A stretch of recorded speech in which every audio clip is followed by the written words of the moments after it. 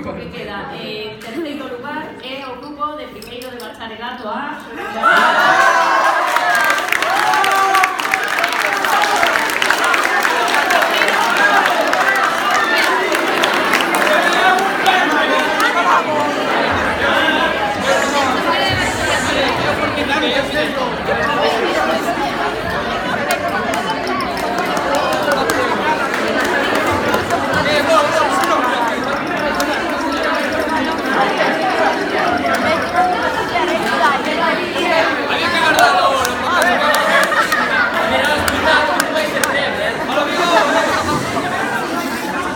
Eu só lhe quero dar as graças a Carmen por ajudar-nos a fazê-lo.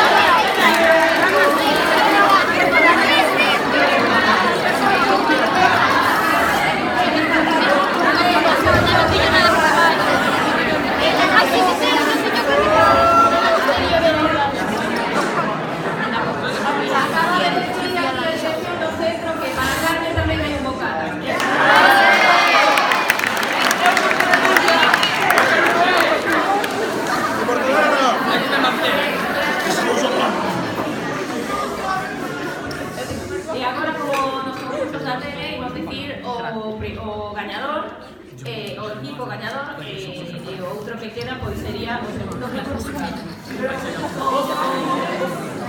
A decisión entre os dous grupos foi moi difícil, os disfraces están moi ben currados, aí xogaban as categorías da música e a coreografía.